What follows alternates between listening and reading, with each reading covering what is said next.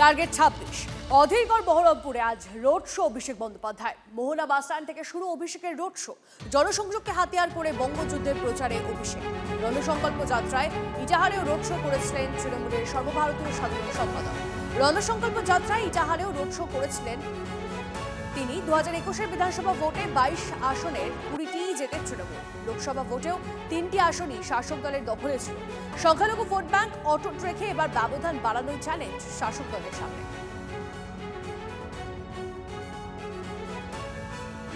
কমিশনের সঙ্গে বিজেপির বিরুদ্ধে চড়া সুর অভিষেকের। বিজেপি নেতা 10টার বেশি ফর্ম জমা দিতে এলে রবীন্দ্রসঙ্গীতের সঙ্গে ডিজে বাজিয়ে দেবেন। মেদিনীপুরের সভায় বার্তা অভিষেকের।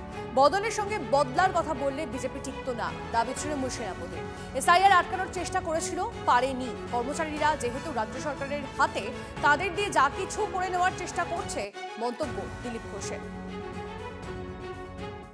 একদিকে ইডি আর একদিকে ইসি, একদিকে তদন্তকারী সংস্থা আর একদিকে ইলেকশন কমিশন। এই বুথে কারা রাজনীতি করে? হাত তোলো তো, হাত তোলো।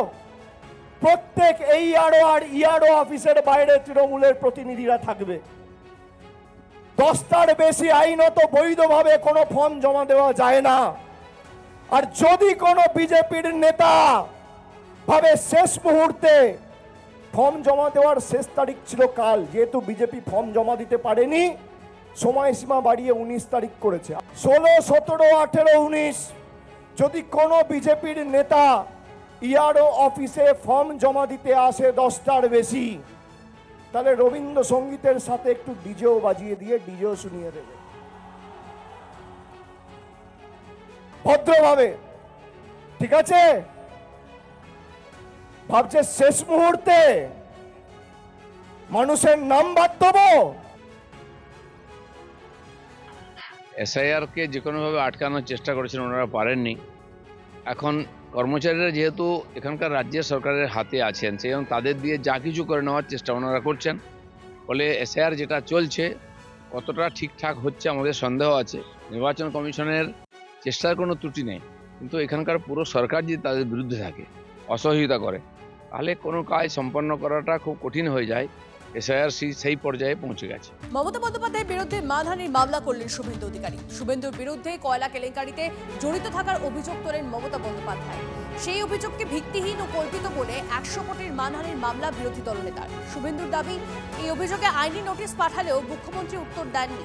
আদালতেই বুঝে নেব, হুঁশিয়ারি শুভেন্দু।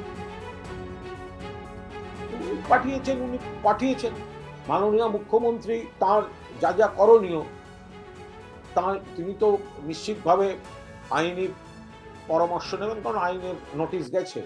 রইল বাকি শুভেন্দু অধিকারী, উনি যখন একের পর এক কথা বলে গেছেন মাননীয় মুখ্যমন্ত্রীকে, হ্যাঁ, তাতে মানে তখন মনে থাকে না যে একজন মহিলা আমারই নেত্রী ছিল, আমি কত রকম সম্মান স্বীকৃতি পদ পেয়েছি ওনার হাত ধরে, আমি এবং আমার ঘনিষ্ঠরা।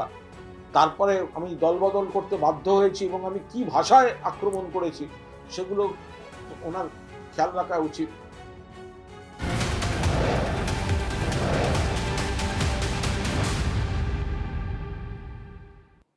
আইপ্যাক কাণ্ডে তৃণমূলের বিরুদ্ধে আক্রমণের সুর চড়ালো বিজেপি। চাকরি, চোখের পর ফাইলও চুরি, ইডির মোবাইল ফোনও চুরি হয়েছে। সুপ্রিম কোর্টে ইডির দাবিকে অস্ত্র করে তোপ শুভেন্দু।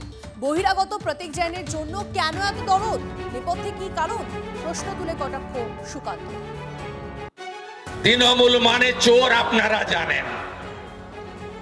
আমরা জানতাম কয়লা চুরি, বালি চুরি, বীরভূমের পাথর চুরি, বাংলাদেশ বর্ডারে গরু পাচার, শিক্ষকের শিক্ষাকর্মীর চাকরি চুরি, বারাসাতে মরে যাওয়া লোকের চোখ চুরি।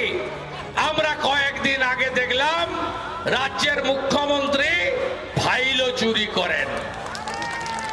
আর গতকাল সুপ্রিম কোর্টে দেখলাম ইডির লয়ার বলছে পশ্চিম বাংলার মাননীয় মুখ্যমন্ত্রী শুধু ফাইল নয়, ইডির মোবাইল ফোনও চুরি করে নিয়ে চলে গেছে। মুখ্যমন্ত্রীকে তো প্রশ্নের উত্তর জবাব দিতে হবে। আপনি বলতেন আমি বাঙালির জন্য আছি, বাংলাকে রক্ষা করার জন্য বুকের রক্ত দিয়ে দেব, তাহলে আজকে আপনি আপনার দলের বাঙালি নেতাদেরকে বাঁচাতে গেলেন না, বহিরাগত প্রতীক জৈন্যকে বাঁচানোর জন্য আপনি পুরো কোমর বেঁধে শাড়ি পেঁচিয়ে কোমরে লাগিয়ে যেভাবে ঝগড়া করে আমাদের মাসিমা পিসিমারা, সেইভাবে ঝগড়া করতে আপনি ইডির সাথে চলে গেলেন। মামলা কেয়া হ্যায়, কি ব্যাপারটা কি, ধান্দাটা কোথায়? বললাম না, তেরে মেরে বিচ মে কেসা হে বন্ধন অনজানা, মানে তোমার আর আমার মধ্যে সম্পর্কটা কি, এটা অনজানা। অনজানা নয়, সবাই জানে। বাপ বাড়ানা ভাইয়া সবসে বড় রুপাইয়া।